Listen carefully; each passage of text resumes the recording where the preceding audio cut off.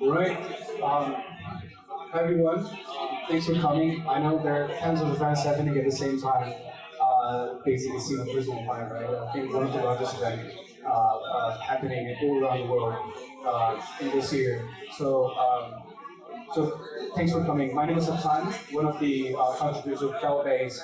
I think I introduced already about DAOs and what Base does. So little background about Base. You want to sit over a bit so he's not isolated. We know this together right after the debut of DAO, which stands for Decentralized Autonomous Organizations, which is quite important for our space in terms of decentralization of whatever we do in this space. So at that time, I basically was part of a lot of new DAOs, and I myself launched a VC DAO, a DAO that operates basically VC operates in the form of DAO. But one of the difficulties that actually we face that it's really hard to follow up and track some of the data or information that you're curious about your own DAO. Let's say about your whatever you're representing, and you want to know what assets you're holding in your treasury, what members contribute in what forum, and who votes to what proposal. So a little bit of transparency here, and we needed basically there was not enough platform where you can do this within ease, within a few seconds, because everyone is busy with their own things. You wouldn't want to waste too long time for just to get to know about the DAOs that you're part of. So that's basically how we started. I think Base is doing a pretty good job in that. And besides this, today we're going to be talking about layer 2 solutions as well as how to onboard the so-called next billion users and some of the difficulties they may face while doing so. But before this, I will love to give the mic to our guests. I'll not introduce, but instead ask them to introduce themselves. That way it's going to sound better. So yeah, please. Hi everyone, so I'm Zach, I'm the co-founder of Pundi. We have two projects. One is actually Pundi X, which we launched in 2017, which is right now we believe the world's biggest physical OTC network. So basically stores globally for people to buy and sell crypto and exchange for fiat. And this year we also launched Pundi AI FX, which is a AI initiative to actually allow people to tag and annotate data. So essentially a marketplace. Yeah, so happy to be here. Well, I think that's going to be like a friendly conversation. We're not going to get into too much technical details. But I'm curious about, we know this, we started with the debut of Bitcoin, which is the name of blockchain back in 2008. So since then, we have seen different L1s and L2s recently. We know Bitcoin network is the most secure, and the asset itself is the most liquid. But we basically couldn't do anything on the top because it's not meant to be for smart contracts, complicated applications. It's just peer-to-peer, like a pure payment purpose. And when it comes to Ethereum, you have the smart contract ID attached to its name. And then we have a lot of L2s. I think Coinbase is also just a presentation about that. Using OpenStack and on top of Ethereum. So we have seen a lot of a lot of different L2s, each of them with different approaches. Some of them particularly focusing on scaling it, making transactions cheaper, faster, or even making smart contracts more functional. So I want to ask you guys, what are your opinions about this particular, in terms of necessity? Do you think it's a really a must to have that many? I think over 100 plus only on Bitcoin. I'm representing BVM and EVM compatible Bitcoin L2. Yes, only right after the upgrade within a year and a half, we have seen 100 plus Bitcoin L2 only on Bitcoin, let alone Ethereum that I've been, probably for 5 years. So is it really necessary? Because we see a lot of different challenges like fragmented liquidity, users, each of them using different languages, script languages, right? And then UI, UX, and cross-chain difficulties, and etc. So we have to deal with a lot of different problems. Is it really necessary to have that many? And yeah, we basically can approach from each perspective. Doesn't matter how long. Sure. I think rather than answering whether there are too many layer 1s, I believe every layer 1, layer 2 has a very good use case, right? For example, Avik mentioned that you want to keep the liquidity in your own chain, which is actually true for every single chain. So I think rather the question should be whether can we build something that is abstracted so that the question is not so much of how many chains we have, because the chain has become abstracted and transparent. So for the user to use the UX, whether it's MetaMask or something newer, so that the user doesn't need to know how many chains there are. But of course, this being a DGen conference, I think the question would also be, do we need to have so many tokens given that there are so many chains? So I think that is a different question. So I think for that, I think there will be M&A, so to speak. Yeah. All right, thank you. Actually, you answered in a way. I was planning to ask this question as well, because recently everyone talks about this onboarding so-called next billion, next 100 billion, whatever the number is, users. So we need to understand, some of the dynamics. So those are the people that totally, most of them with zero background knowledge, blockchain background knowledge. They're not DeFi users as we are. They're not using DeFi protocols or MetaMask, whatever wallets, decentralized wallets, as we do on a daily basis.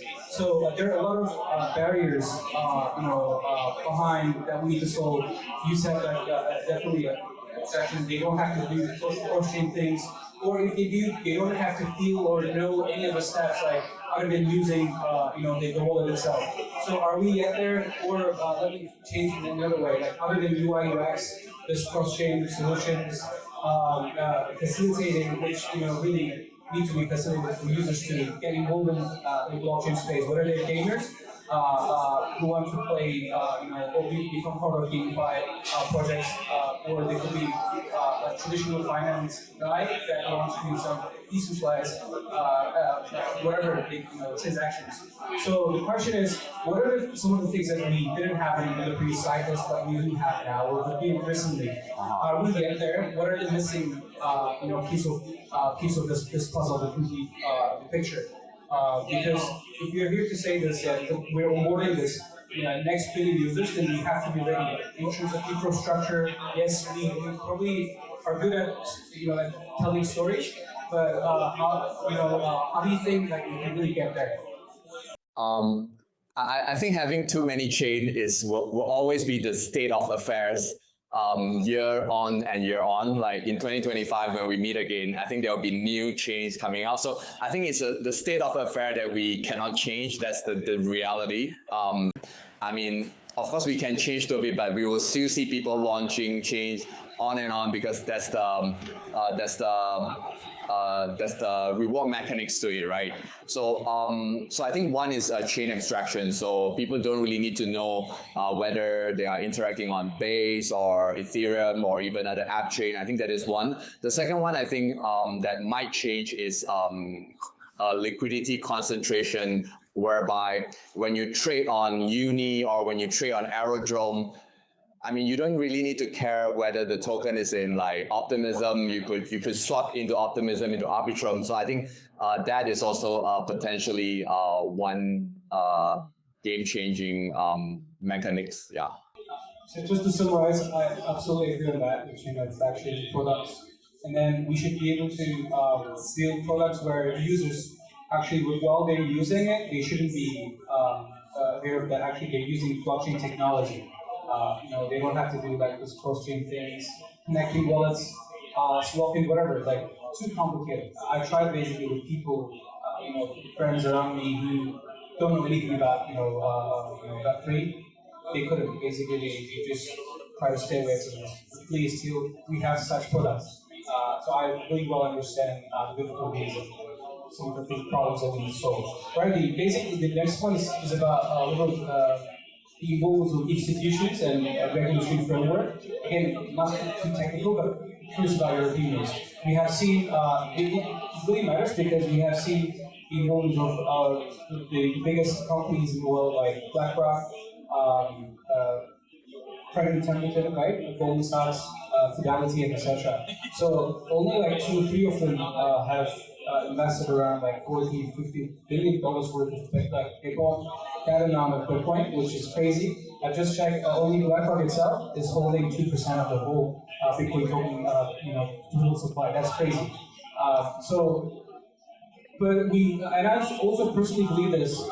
Back to the first question, whether we need such, that many L2s. I personally believe that such big companies, banks will, at the end of the day, will want to have their own chain, utilizing probably like Ethereum, whatever, like Polygon, bits, Lana bits, like in terms of infrastructure, they will be utilizing from this. But at the end of the day, they want to control the privacy of users.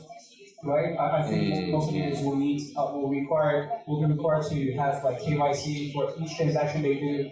That's like this demand is coming from government side. They also don't have to do anything with that. So how do you see basically the involvement of such companies, and that's growing every single week. We see one of those famous companies getting involved, listed companies with huge amount of portfolio, asset management. So how do you look at this? Talk to the right guy then. I'll ask another one. How do you think like those companies again they will want to control at least they wouldn't want some of those transaction information or whatever information to be revealed unnecessarily. They would sign the proof.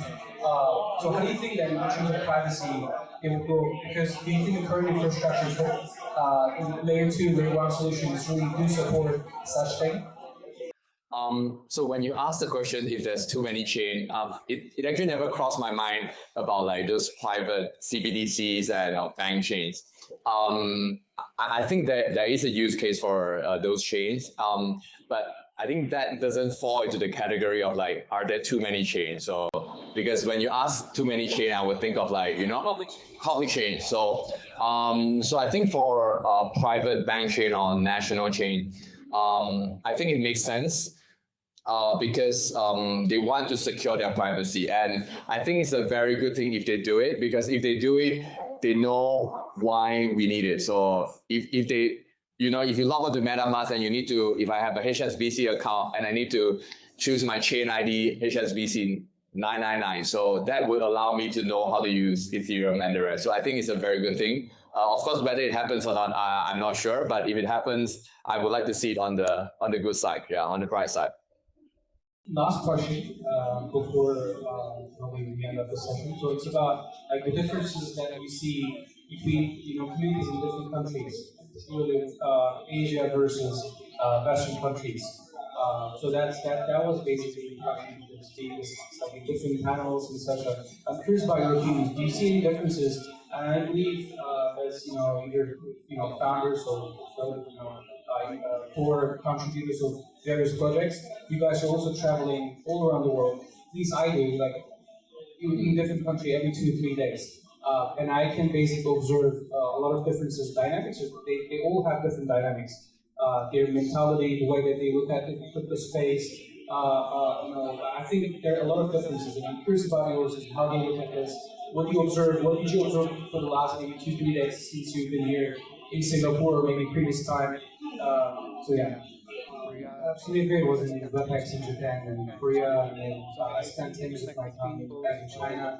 So I see even like between those those countries there are a lot of differences. I see Chinese people are more into, I would say, tend to like they want to know more about technical details before they get they invest in. There are many like content being shared on Twitter and other social media platforms, whereas when I compare those with Japan, it's really language barrier, and people are not very interested in tech, more like trading.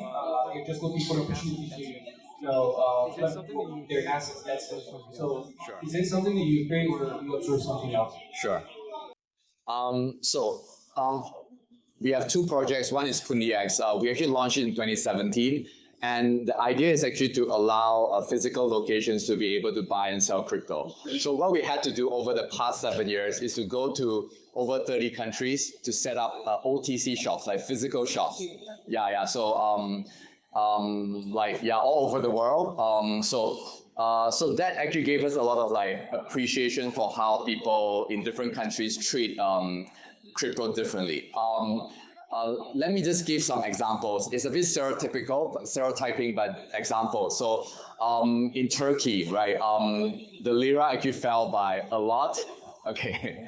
All right. So I have a friend called Hakan as well. So Lira actually felt like a lot. So we actually have a lot of people going to the shop and saying, I want to sell my Lira for something, tell me. So we say Bitcoin, so they will get Bitcoin. So I think for Turkey, we realized that a lot of people know about crypto, but they don't know it in the sense of like how we know. Like if you tell them layer 2, like what is layer 2, but they probably know it as a store of value. So I think this is one use case or one category. The second category is, I would say, maybe a bit like Singapore, whereby when FTX collapsed, Singapore had like the second highest registered user, given though it's such a small country. So I think there's a lot of like sophisticated user here, not just Singaporean, but people moving into Singapore. So I think that is another category. So I think very different progress, and maybe I'm a bit biased. I think the kind of like traction right now is in East Asia. Like I think the action is in GMT +8, +9. So I think there's a lot of things happening there. I haven't visited US for a long time, so since COVID, but I hope to be there and see the changes there as well. Yeah.